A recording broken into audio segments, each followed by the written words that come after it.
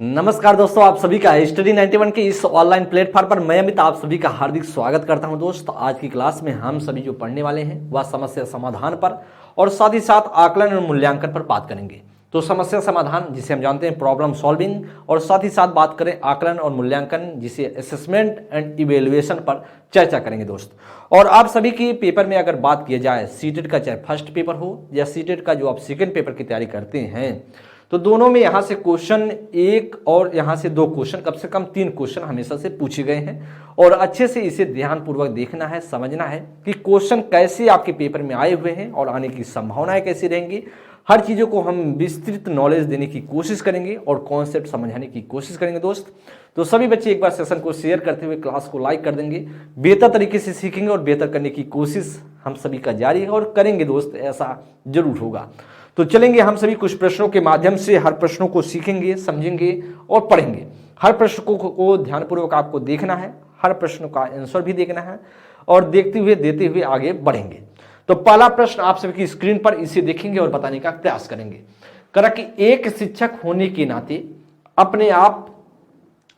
आप अपने छात्रों में समस्या समाधान क्षमताओं को किस प्रकार सुसाध्य कर सकते हैं।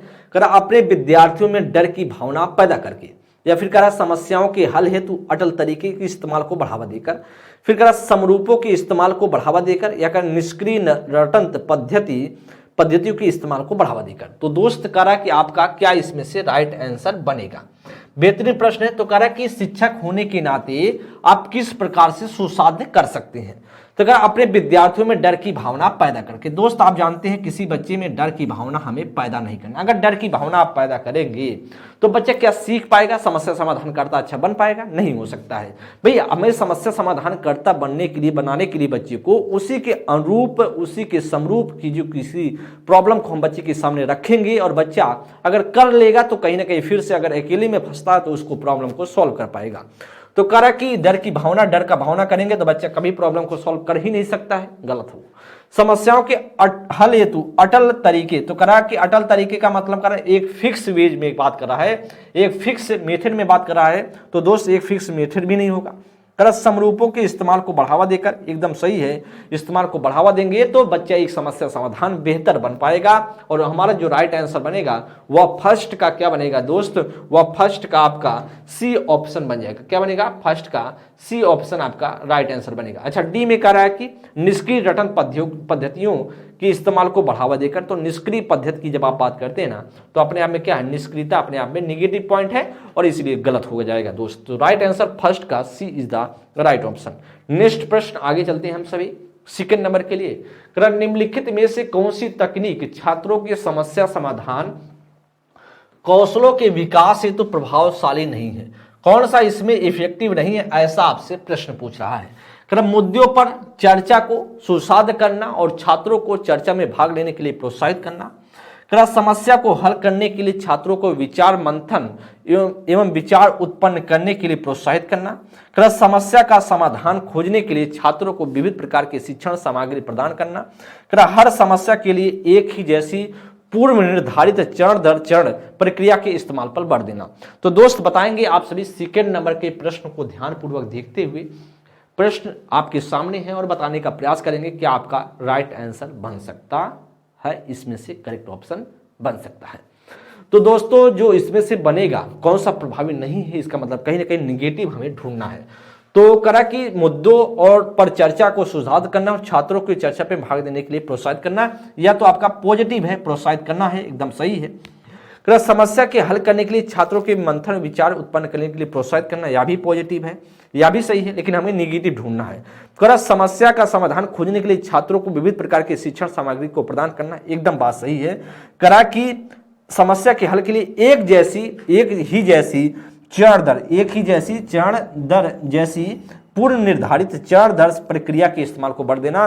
तो आप ऐसा करेंगे तो चीजें सही तरीके से बच्चा सीख नहीं सकता, समस्या समाधान अच्छा नहीं बन सकता है। और यही दोस्त आपका जो होगा सेकंड का डी ऑप्शन आपका राइट आंसर हो जाएगा। क्या होगा? डी ऑप्शन आपका राइट आंसर हो जाएगा। क्योंकि इसमें प्रोत्साहित की बात करें सही है, या भी प्रोत्साहित की बात करें या भी सही है, और इसमें करा कि विविध प्रकार के सामग्री को प्रदान करना चाहिए, एकदम बच्चा अच्छा सीखेगा। लेकिन डी ऑप्शन अपने आप में गलत होगा, और गलत ही हमसे पूछ रहा था क्योंकि नेगेटिव पूछ रहा था, नहीं की बात कर रहा था, तो जो नहीं होगा वही हमारा क्या होगा, सही होगा। नेक्स्ट प्रश्न आगे 3rd नंबर के लिए, छात्रों के समस्या समाधान कौशल को बढ़ाने के लिए निम्नलिखित में से कौन सी एक अच्छी रणनीति है, कौन सी एक अच्छी रणनीति होगी समस्या समाधान कौशल को बढ़ाने के लिए। ऐसी परिस्थितियां बनाए जिनमें ज्ञान के अनुप्रयोग की मांग हो। रटने याद करने के लिए तथ्यों की एक सूची दें। छात्रों को बोर्ड पर लिखी जानकारी के नकल करने के लिए निर्देश देकर परीक्षा में अच्छे अंक प्रदान प्राप्त करने के लिए विषय वस्तु पढ़ाएं। तो दोस्त एक अच्छी रणनीति कौन सी होगी, 3rd नंबर के लिए बताएंगे कौन सी इसमें से अच्छी रणनीति होगी। तो आप जानते हैं भैया कि छात्रों की जो समस्या समाधान कौशल की बात हो रही है, निम्नलिखित में से कौन सी एक अच्छी रणनीति है, कौन सी इसमें से अच्छी रणनीति होगी, ऐसा आपसे प्रश्न पूछ रहा है। तो आप जानते हैं ऐसी परिस्थिति बनाए जिनमें ज्ञान के अनुप्रयोग की क्या हो, मांग हो, और इसीलिए आपका जो एक अच्छी रणनीति की बात हो रही है, तो राइट ऑप्शन होगा आपका A is the right option. C B में करा कि रटने याद करने के लिए तथ्यों की एक सूची दे। भाई ए रटने के लिए एक सूची देंगे, एक रटंत विद्युत अपने आप जानते हैं एनसीएफ जो नेशनल करिकुलम फ्रेमवर्क है, राष्ट्रीय पाठ्यचर्या रूपरेखा है, वो आपका विरोध करता है। ऐसी चीजें रटंत विद्युत की बात करता ही नहीं है, गलत हो जाएगा। छात्रों को बोर्ड पर लिखी जानकारी के लिए नकल निर्देश करेंगे। भाई नकल निर्देश के लिए करेंगे तो कहीं ना कहीं बच्चे का समस्या समाधान करता कहां से बन पाएगा, उसका क्रिटिकल माइंडसेट, एक क्रिटिकल माइंडसेट वाला बच्चा बन ही नहीं सकता है। तो यह भी चीजें गलत हो जाएंगी, ना बी होगा ना सी होगा। परीक्षा में अच्छे अंक प्राप्त करने के लिए विषय वस्तु पढ़ाएं। भाई साहब एक अच्छे अंक प्राप्त करने के लिए विषय वस्तु पढ़ाएंगे, गलत हो जाएगा। इसलिए दोस्त आपका जो 3rd का बनेगा ना, वह 3rd का आपका ए ऑप्शन बन जाएगा। ऐसी परिस्थिति बनाए जिनमें ज्ञान के अनुप्रयोग की क्या हो, मांग हो, और 3rd का जो बनेगा आपका ए ऑप्शन बन जाएगा। नेक्स्ट प्रश्न 4th नंबर के लिए कथन की बात कर रहा है। कथन की बात कर रहा है कि एक शिक्षक को छात्रों के बीच समस्या समाधान रणनीति के विकास की सुविधा प्रदान करनी चाहिए। कारण में बात कर रहा है कि समस्या समाधान की रणनीतियां अधिगम में सुधार करती हैं और समालोचनात्मक चिंतन को क्या करती हैं, बढ़ाती हैं। अच्छा ऑप्शन में करा ए और आर दोनों सही है और आर व्याख्या करता है एक ही। बी में करा ए और आर दोनों सही है लेकिन आर व्याख्या नहीं करता है एक ही।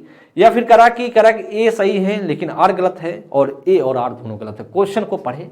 करा कि पहले कथन की क्या बात कर रहा है। करा एक शिक्षक को बच्चों के बीच समस्या समाधान रणनीति को विकास की सुविधा प्रदान करनी चाहिए। एकदम सही है, बच्चों के बीच समस्या समाधान या चीजें सुविधा प्रदान करनी चाहिए क्योंकि बच्चा उसी से एक अच्छा समस्या समाधान करता बन पाएगा। एकदम कथन सही है। कारण की बात करा कि समस्या समाधान की रणनीतियां अधिगम में सुधार करती हैं। ठीक है, लर्निंग में क्या करती हैं, उसमें सुधार करती हैं जब अच्छे समाधान करता रणनीतियां जो हैं, और समालोचनात्मक जो क्रिटिकल थिंकिंग है उसको बढ़ाती हैं। या भी इसका कथन और कारण दोनों सही हैं और कारण कथन को पूरी तरीके से संतुष्ट कर रहा है। इसलिए राइट आंसर क्या बनेगा, वह ए ऑप्शन आपका राइट आंसर बनेगा। क्या बनेगा, ए ऑप्शन आपका राइट आंसर बन जाएगा। ठीक है, नेक्स्ट प्रश्न आगे 4th का जो बनेगा वह 4th का ए ऑप्शन बनेगा। 5th नंबर की बात करते हैं। निम्नलिखित में से कौन सा कारक बच्चों में समस्या समाधान में बाधा डालता है। कौन सा कारक है जो समस्या समाधान में बाधा डालेगा। समस्याओं का दृश्य प्रतिनिधित्व, कार्यात्मक स्थिरता पर ध्यान, उपमाओं का प्रयोग या समस्या को भागों में तोड़ना। तो दोस्त आपको क्या लगता है कि इसमें से राइट आंसर बनेगा। बच्चों में जो समस्या समाधान में बाधा डालता है कौन सा इसमें से राइट आंसर बन सकता है। एकदम बात करेंगे कह रहा कि समस्याओं का दृश्य प्रतिनिधित्व या बाधा नहीं डालेगा।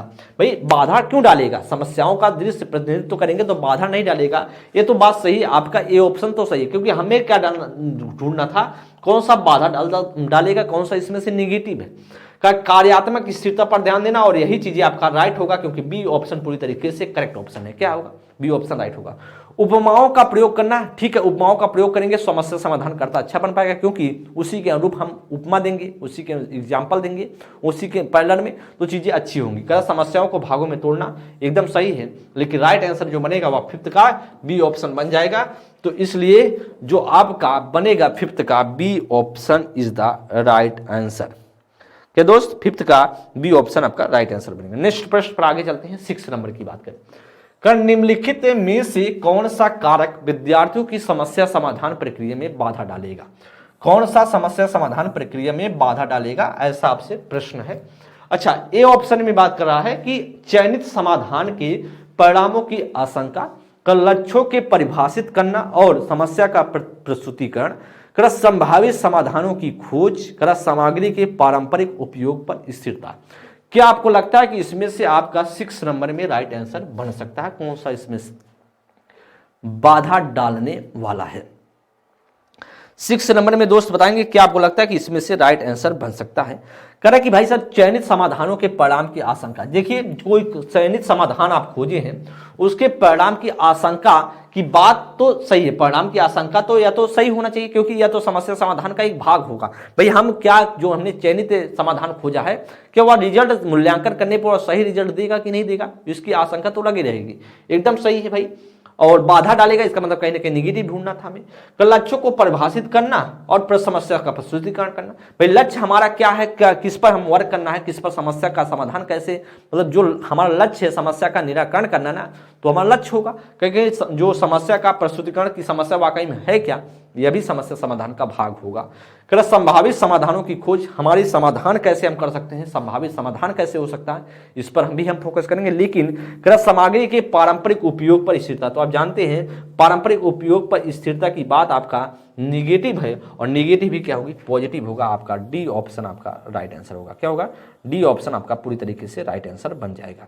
अच्छा, नेक्स्ट प्रश्न 6 का वह डी ऑप्शन बनेगा। नेक्स्ट प्रश्न आगे 7 नंबर के लिए, नए स्पष्टीकरण तैयार करना, लक्ष्य प्राप्त करने के लिए पहले सीखे गए नियमों के सरल अनुप्रयोग में से परे जाना, और परिणामों का मूल्यांकन करना। निम्न में से किसके महत्वपूर्ण भाग है? समावेशन के, भ्रांति के, समस्या समाधान के, रट कर याद करना।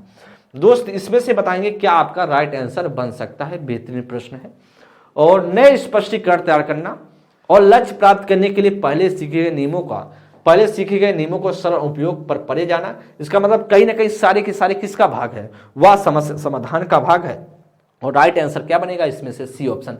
देखिए कैसे आपको लगता है कि समस्या समाधान का भाग होगा, अब हम समझेंगे। तरह की नए स्पष्टीकरण तैयार करना, भाई समस्या समाधान का बात है कि समस्या में आप फंसे रहेंगे, कोई नई स्पष्टीकरण तैयार करेंगे कि नहीं करेंगे? ठीक है, हम तो तैयार करेंगे। कह कि लक्ष्य प्राप्त करने के लिए पहले सीखे गए नियमों को सरल उपयोग करने से परे जाना, तो कहीं ना कहीं हम क्या करेंगे, सरल उपयोग से उससे हटकर चीजें हम करने की कोशिश करेंगे, समस्या समाधान तभी हो पाएगा। तो परिणामों का मूल्यांकन, तो जो हम परिणाम का मूल्यांकन करेंगे कि नहीं करेंगे? भाई साहब जो परिणाम जो रिजल्ट आने वाला उसका इवैल्यूएशन करेंगे, एकदम करेंगे। किसका किसके महत्वपूर्ण भाग है, वह समस्या समाधान का भाग है।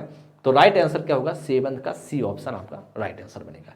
नेक्स्ट प्रश्न 8 नंबर के लिए, किसी समस्या को हल करने के लिए विद्यार्थियों को मदद करने के लिए एक शिक्षिका को निम्न में से क्या करना चाहिए? करा कि असंगत जानकारी को चिन्हांकित करके विद्यार्थियों को भ्रमित करे, विद्यार्थियों को सीधे उत्तर बताएं। विद्यार्थियों को क्या करें, सीधे उत्तर बताएं और उन्हें इसे नकल करने के लिए कहें।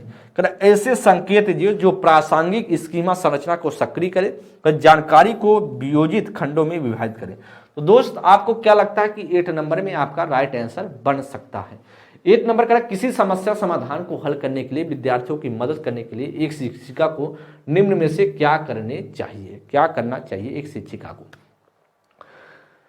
तो क्या आपको लगता है कि करना चाहिए? असंगत जानकारी को चिन्हांकित करके विद्यार्थी को भ्रमित करें। भाई भ्रमित करेंगे तो बच्चा गड़बड़ा जाएगा, आपका यह ऑप्शन गलत हो जाएगा। हमें ढूंढना है निम्न में से एक शिक्षिका को क्या करने चाहिए। विद्यार्थियों को सीधे उत्तर बता दें। भाई सीधे उत्तर बता देंगे क्या अच्छा समस्या समाधान करता बन पाएगा? एकदम नहीं बन पाएगा। ऐसे संकेत जो प्रासंगिक स्कीमा संरचना को सक्रिय करे, एकदम सही है, आपका राइट आंसर होगा सी। जानकारी को वियोजित खंडों में विभाजित करें, ऐसा भी नहीं होगा। जो राइट आंसर बनेगा वह 8 का क्या बनेगा दोस्त? वह 8 का आपका बनेगा, उसका आपका सी ऑप्शन राइट हो जाएगा। क्या बनेगा? ऐसे संकेत जो प्रासंगिक क्या हो, स्कीमा, कहीं ना कहीं संकेत हमें देंगे, हम बच्चों को संकेत देंगे, समस्या समाधान करता अच्छा बन पाएगा, समस्या का निराकरण सही तरीके से कर पाएगा। आपको लगता भी होगा दोस्त, क्योंकि ध्यान दीजिए कैसे प्रश्न पूछ रहा है। किसी समस्या को हल करने के लिए विद्यार्थियों की मदद के लिए एक शिक्षिका को निम्न में से क्या करना चाहिए? तो आप जानते भैया सीधे उत्तर बताएंगे तो समस्या समाधान करता अच्छा बन पाएगा? नहीं बन पाएगा। आप बच्चों को भ्रमित करेंगे तो भी अच्छा बच्चा समस्या समाधान नहीं करता बन पाएगा। बच्चे को अगर हम वियोजित खंडों में विभाजित कर देंगे तो समस्या समाधान कैसे बन पाएगा, वो समझ ही नहीं पाएगा कैसे हम उसको सॉल्व करना है, एकदम नहीं। उसको हम संकेत देंगे, बताएंगे ऐसे अगर करोगे तो चीजें सही तरीके से सॉल्व कर सकते हो, एकदम बात बन जाएगी। सी ऑप्शन 8 का C is the right option. 9th नंबर की बात कर रहा है, कठिनाई की पहचान। भाई कठिनाई की पहचान, लक्ष्य का निर्धारण, कठिनाई का पहचान, लक्ष्य का निर्धारण, संभावित समाधान, परिणामों की खोज, ठीक है, तदनुसार कार्य करना और परिणाम का मूल्यांकन करना निम्न में से किस प्रक्रिया में शामिल महत्वपूर्ण चरण है। कर आरोपण का, नकल का, समस्या समाधान का, ध्यान का, निष्क्रिय ध्यान का। तो आप जानते हैं ये सभी किसका, समस्या समाधान का भाग होगा। कैसे होगा दोस्त, भाई ठीक है, कठिनाइयों की पहचान मुझे क्या होगी, भाई कठिनाई किसमें है, भाई हमारे सामने कोई प्रॉब्लम आया तो उस कठिनाई की हमें पहचान तो कहीं ना कहीं समस्या का तो होगा, भाई समस्या में फंसे, कठिनाई की पहचान उसमें करनी पड़ेगी। साथ ही लक्ष्य निर्धारित है, संभावित समाधान कि भाई हमको उस लक्ष्य को कैसी समस्या से उबरा जाए, उसका संभावित समाधान खोजेंगे कि नहीं करेंगे, एकदम खोजेंगे।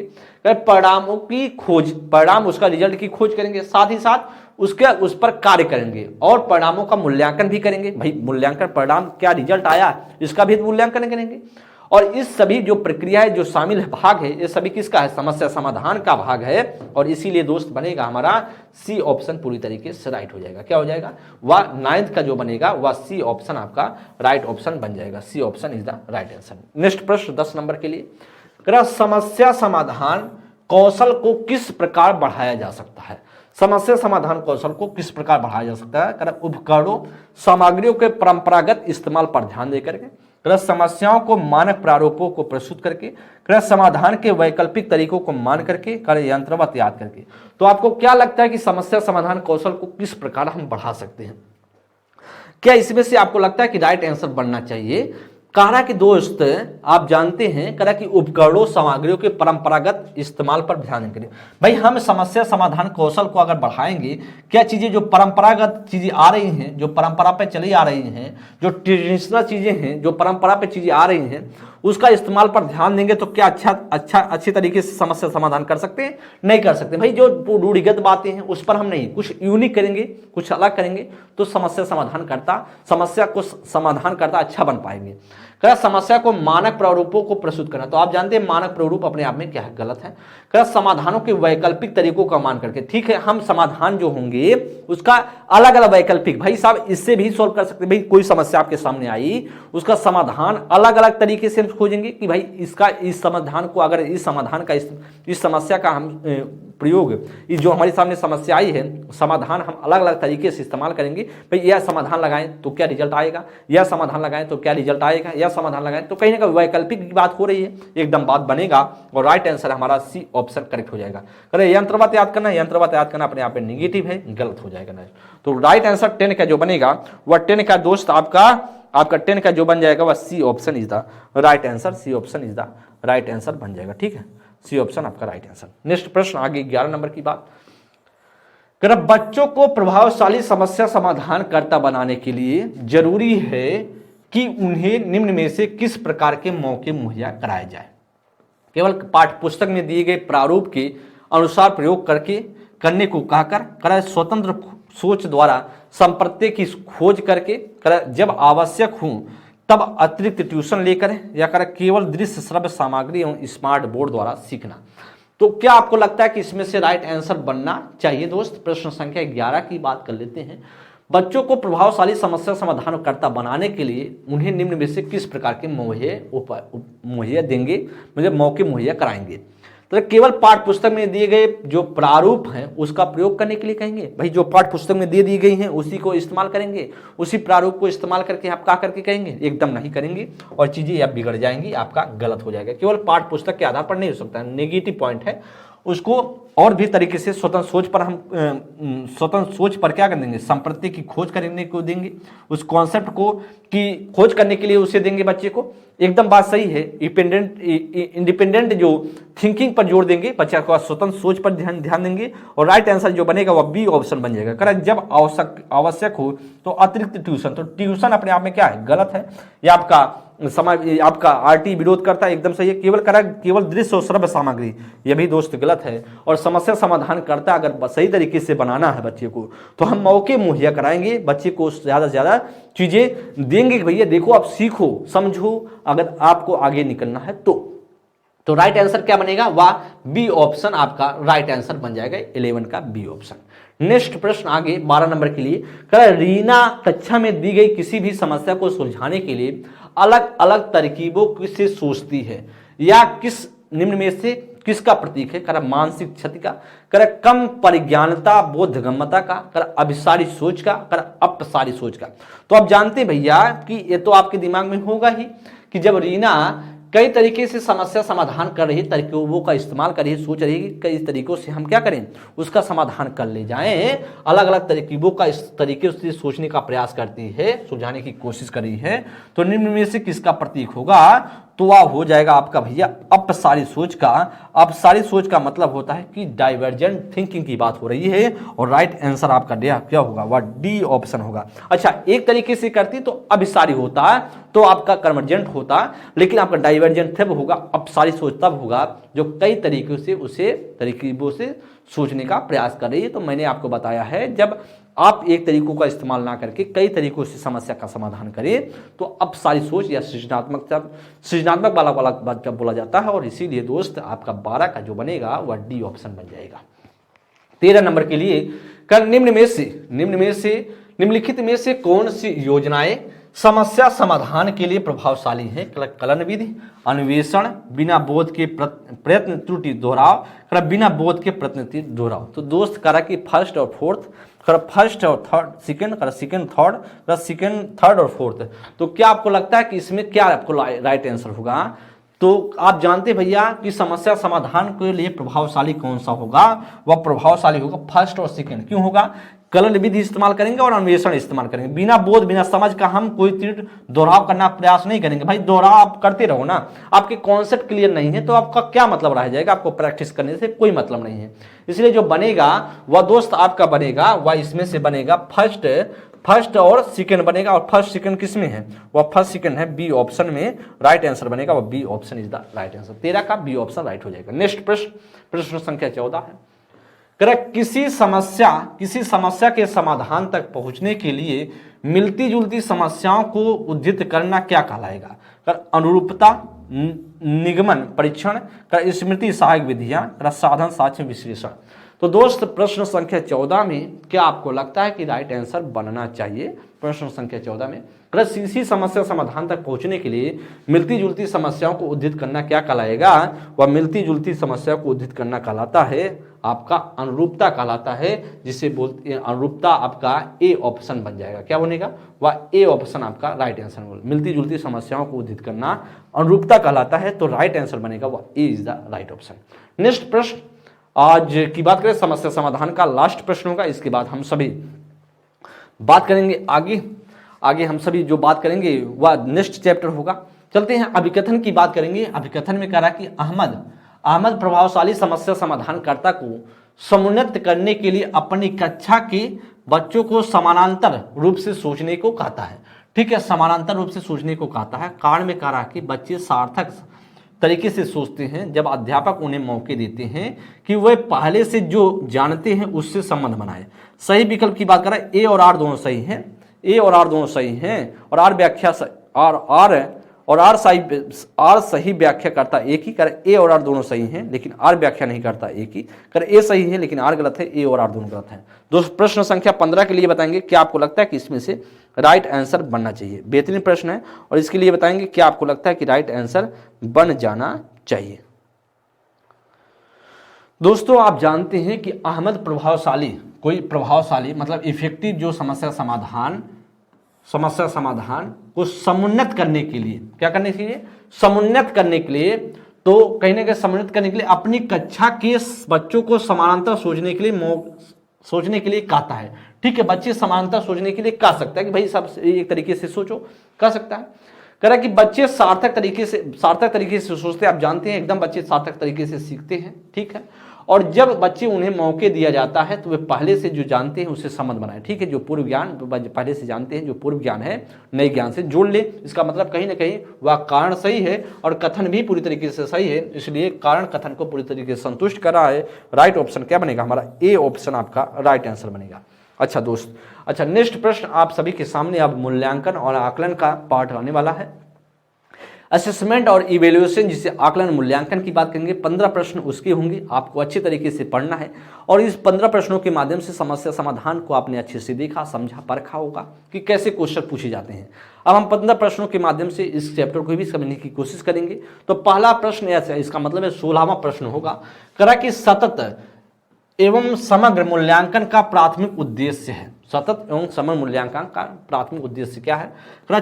छात्रों के प्रदर्शन की एक दूसरे से तुलना करना, छात्रों की समझ को आंकना और पाठ्यक्रम तथा शिक्षा शास्त्र को उसके अनुरूप रूपांतरित करना, छात्रों को उसके प्रदर्शन के अनुसार वर्गीकृत करना, छात्रों को किसी विषय में सफल और विफल घोषित करना। तो दोस्त आपको प्रश्न संख्या 16 के लिए बताएंगे क्या आपका राइट आंसर बन जाना चाहिए। बेहतरीन प्रश्न है, बताएंगे दोस्त इसमें से क्या लगता है कि आपका राइट आंसर बनेगा। तो दोस्तों सतत और व्यापक समग्र मूल्यांकन की जब बात करते हैं, जिसे हम बोलते हैं कंटिन्यूअस एंड कंप्रेहेंसिव इवैल्यूएशन की बात जब आप करते हैं ना, उसके उद्देश्य की बात करें, पर्पज की बात करेंगे, जो प्राइमरी उसके पर्पज होंगे। तो करा कि एक दूसरे से तुलना, आप जानते हैं किसी भी हालत में तुलना करना अपने आप में नेगेटिव पॉइंट है, गलत हो जाएगा। तुलनात्मक बातें गलत, तो या तो ये ऑप्शन गलत होगा। छात्रों की समझ को आंकना और पाठ्यक्रम और शिक्षा शास्त्र को उसके अनुसार रूपांतरित करना। आपको पता है कि बच्चे को पहले आंकिए, समझिए बच्चा किस लेवल का, बच्चा कैसे कितना जानता है, उसकी बातों को, उसके चीज़ों को समझेंगे और उसी हिसाब से क्या करेंगे, शिक्षा शास्त्र को रूपांतरित करेंगे। बी ऑप्शन आपका राइट बन जाएगा। अच्छा, सी में करा कि प्रदर्शन के अनुसार वर्गीकरण करना। तो वर्गीकरण आप जानते हैं किसी भी हालत में नहीं कर सकते हैं प्रदर्शन के आधार पर, क्योंकि समावेशी शिक्षा है। समावेशी शिक्षा ऐसी बात नहीं करती है कि समावेशी शिक्षा के आधार पर कहता है कि समान और विशिष्ट बच्चे सब एक साथ बैठेंगे, किसी का भेदभाव नहीं करेंगे, यह भी गलत हो जाएगा। डी में कहा छात्रों को सफल और विफल आप जानते हैं कि यह घोषित करना या आपके आरटी में नहीं है और गलत हो जाएगा दोस्त। तो इसलिए आपका ग्रेड पद्धति की बात करता है आरटी, और 16 का जो राइट ऑप्शन होगा वह B option is the right answer. Next प्रश्न आगे 17 नंबर की बात करें। अभिकथन दिया गया है, शिक्षकों को मानकीकृत पाठ्यक्रम, शिक्षा शास्त्र और मूल्यांकन के तरीकों का पालन करना चाहिए। तो मैंने आपको बताया था मानकीकृत पाठ्यक्रम की बात नहीं करता है, लचीलापन की बात करता है, लचीले की बात करता है, लचीलापन की बात करता है।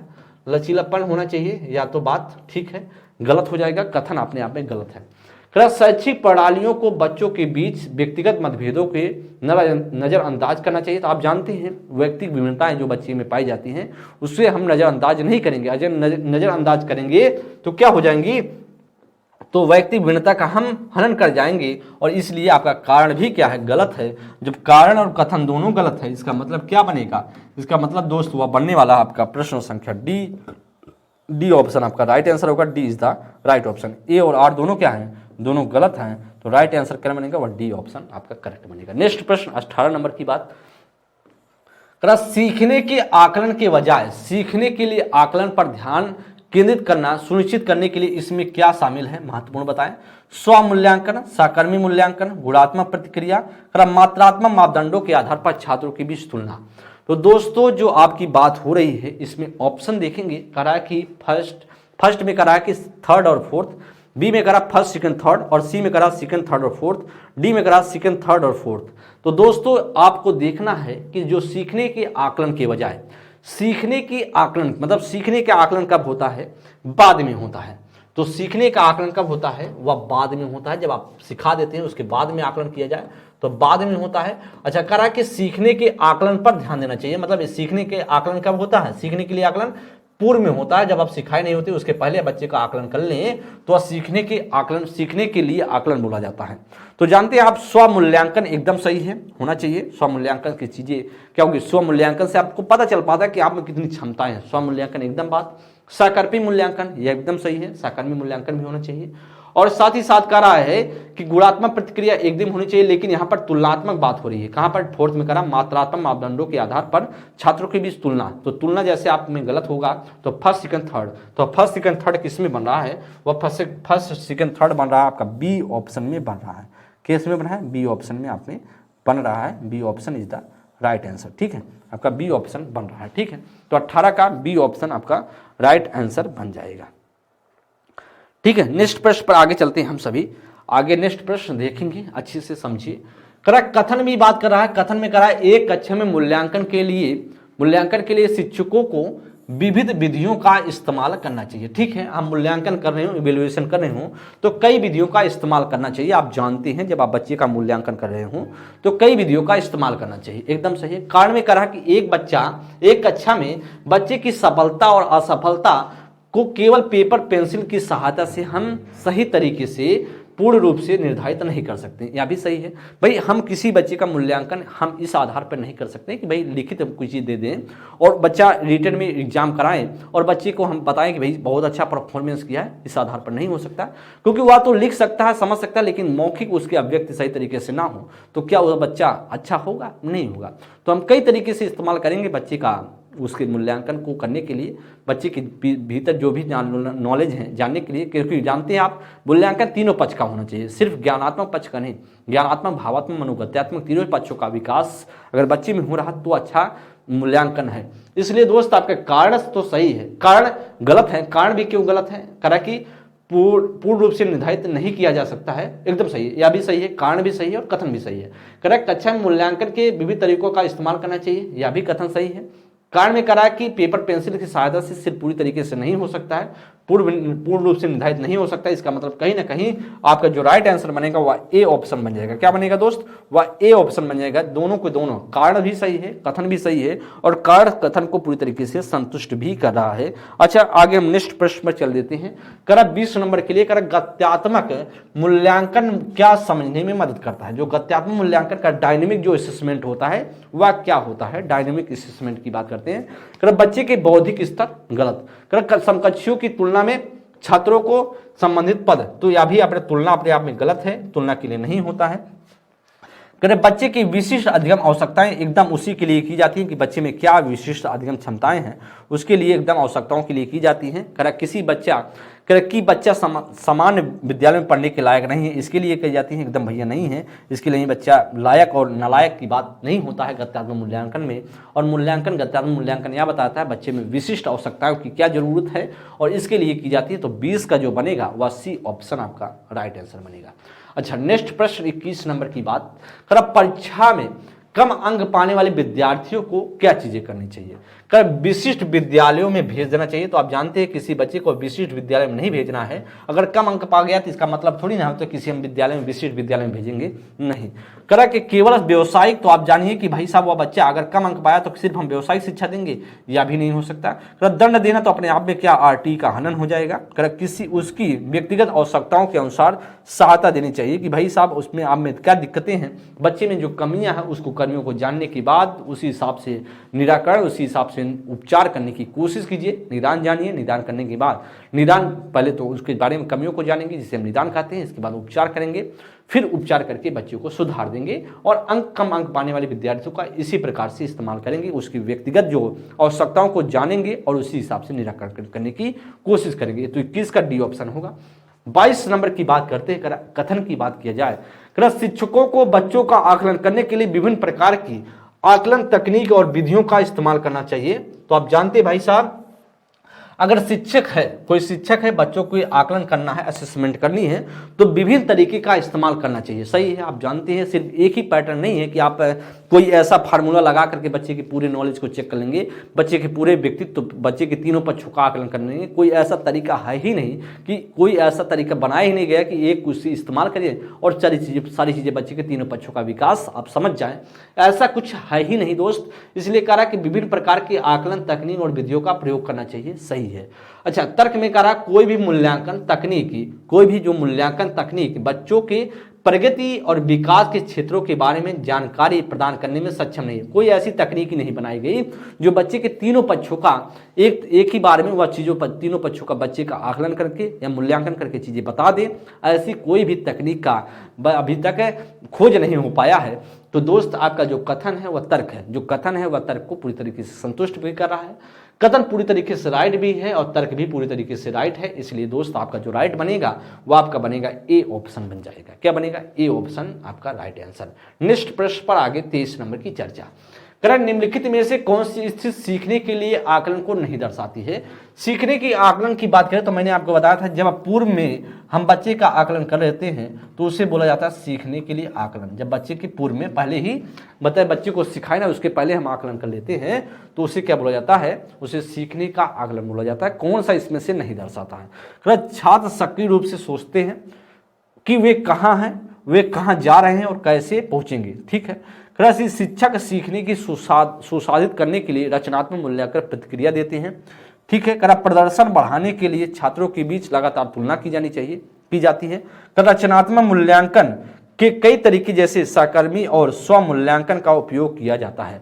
तो दोस्तों आप जानते हैं, जब आप तुलनात्मक मूल्यांकन किसी आधार पर होना ही नहीं चाहिए, क्योंकि तुलना तो अपने आप में क्या है? व्यक्ति भिन्नता का हनन है। और कह रहा है कि आकलन के लिए दर्शाई नहीं जाती है, मतलब सीखने के लिए आकलन को नहीं दर्शाती है। कौन सा ऐसा है जो नहीं दर्शाती है? अच्छा, एक में कह रहा है ना, कह रहा छात्र के सक्रिय रूप से सोचते हैं। आप जानते हैं हर बच्चा सक्रिय रूप से सोचता है। ये सारी चीजें पॉजिटिव चीजें जा रही हैं। वे कहाँ जा रहे हैं, वे कैसे पहुंचेंगे, ये सारी चीजें अपने आप में क्या है? एकदम अपने आप में करेक्ट हैं। और यह आकलन को सीखने के लिए आकलन को दर्शाता है, लेकिन हमें ढूंढना है नहीं वाला पोर्शन। शिक्षक सीखने को सुसाधित करने के लिए रचनात्मक गुणात्मक प्रक्रिया देते हैं। तो दोस्तों आप जानते हैं गुणात्मक रचनात्मक प्रक्रिया एकदम देते हैं, इसका मतलब ए भी सही है, बी भी सही है। ए और बी सही है, लेकिन हमें ढूंढना था नहीं। और सी में करा प्रदर्शन बढ़ाने के लिए छात्रों के बीच लगातार तुलना की जाती है। तो आप जानते हैं भैया साहब, तुलना आप करेंगे तो इसका मतलब कहीं ना कहीं व्यक्ति भिन्नता का हनन होगा, और यही चीजें आपकी गलत हैं। और गलत ही हमारा क्या होगा? राइट आंसर होगा। सी ऑप्शन आपका करेक्ट ऑप्शन हो जाएगा। क्या होगा? सी ऑप्शन आपका राइट आंसर होगा। ठीक है, जो गलत है वही हमारा राइट होगा। आगे नेक्स्ट प्रश्न पे चलते हैं 24 नंबर के लिए। बच्चों के मूल्यांकन के बारे में निम्नलिखित में से कौन सा कथन सही नहीं है? कौन सा ऐसा कथन है जो सही नहीं है, ऐसा आपसे पूछ रहा है। मूल्यांकन का प्रयोग सीखने को सुसाध्य करने के लिए किया जाना चाहिए तथा इसमें विविध तरीकों को शामिल करना चाहिए। मूल्यांकन हमेशा शिक्षण अधिगम में अलग गतिविधि के रूप में किया जाना चाहिए। मूल्यांकन को शिक्षक को अपनी शिक्षा शास्त्रीय गतिविधियों पर मनन करने के लिए मौके देना चाहिए। मूल्यांकन को संज्ञानात्मक, शारीरिक और मनोवैज्ञानिक क्षेत्रों पर ध्यान केंद्रित करना चाहिए। क्वेश्चन को पढ़ ले, कौन सा इसमें से नहीं है? तो दोस्तों इसमें से हमें ढूंढना था गलत। अच्छा, 24 नंबर में कौन सा गलत है इसे आपको बताना है। तो कौन सा इसमें से गलत होगा, इसके लिए बताएंगे आपका कौन सा इसमें से गलत हो सकता है। ठीक है, इसमें से बताएंगे कौन सा इसमें गलत। देखिए, आप देखिए, मूल्यांकन का प्रयोग सीखने के सुसाध्य करने के लिए किया जाना चाहिए। ठीक है, सीखने को सुसाध्य करने के लिए मूल्यांकन किया जाता है कि बच्चे में कितना बच्चा सीखा है, उसके लिए मूल्यांकन होता है। इसमें विविध तरीकों को शामिल करना चाहिए। जब हम मूल्यांकन कर रहे हों तो कई तरीकों का इस्तेमाल करके हम मूल्यांकन को किया जाना चाहिए। इसका मतलब कहीं ना कहीं या तो पॉजिटिव है, ये ऑप्शन तो आपका राइट है, लेकिन हमें जो ढूंढना था वह हमें गलत ढूंढना है। अब गलत कौन सा होगा इसे हमें पहचान करनी है। मूल्यांकन हमेशा शिक्षण अधिगम से अलग गतिविधि के रूप में किया जाना चाहिए। भैया मूल्यांकन आप जानते हैं शिक्षण का एक जो आप पढ़ा रहे हो, शिक्षण अधिगम प्रक्रिया कर रहे हो, टीचिंग लर्निंग प्रक्रिया प्रोसेस हो रहा है, उसी का एक अभिन्न अंग है, मतलब उससे अलग नहीं है, उसी से जुड़ा हुआ है, उसी से एक भाग है। इसलिए दोस्त यही गलत है, और गलत ही हमारे यहाँ क्या होगा? राइट आंसर होगा, क्योंकि बी ऑप्शन में गलत सेंटेंस है, क्योंकि हमसे गलत पूछ रहा था, तो गलत ही हमारा राइट होगा। अच्छा, मूल्यांकन को शिक्षक को अपनी शिक्षा शास्त्रीय गतिविधियों के मनन के लिए मौके देना चाहिए, एकदम बात सही है दोस्त। और डी की बात करें, मूल्यांकन को संज्ञानात्मक, शारीरिक और इन तीनों पक्षों पर केंद्रित होना चाहिए, आप जानते हैं। इसलिए दोस्त आपका जो बनेगा वह बी ऑप्शन बन जाएगा, 24 का बी ऑप्शन।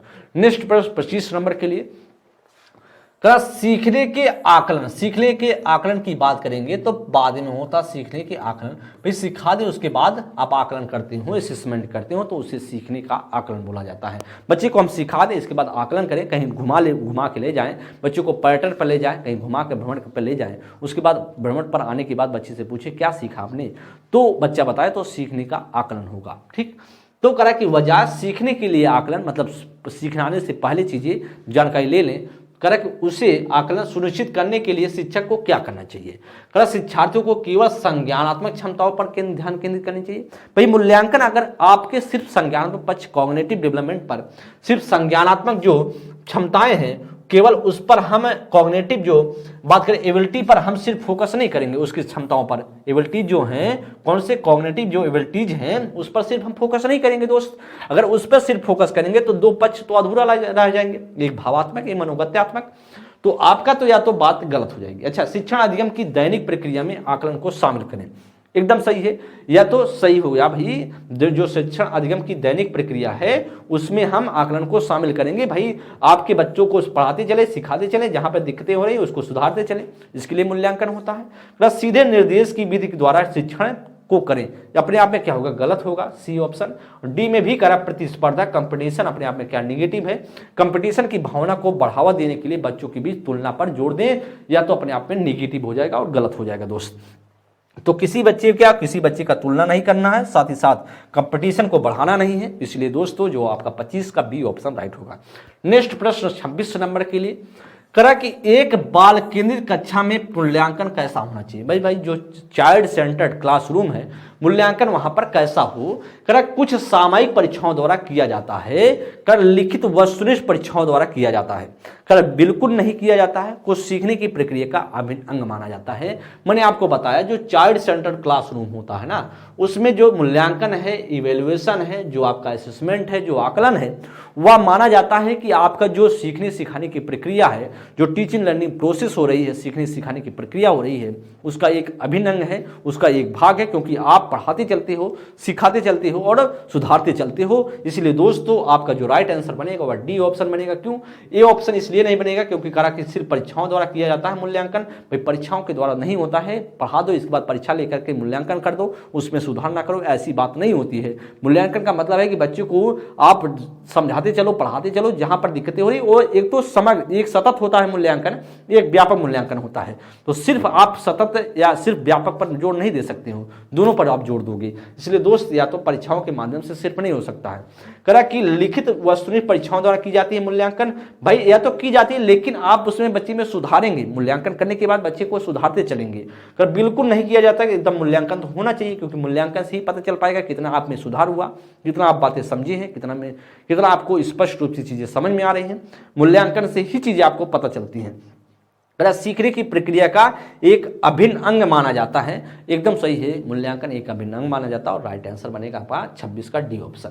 27 का मतलब करेंगे मूल्यांकन का उद्देश्य क्या है। करा कि purpose of evaluation, what is the purpose of evaluation, मूल्यांकन का उद्देश्य क्या है। करा अधिगमकर्ताओं में असफलता का डर पैदा करना। भाई साहब असफलता का डर पैदा करेंगे मूल्यांकन, अगर आप बच्चे का मूल्यांकन कर रहे हैं क्या उसका असफलता का बच्चे में आप डर पैदा करेंगे? नहीं, डर नहीं पैदा करेंगे।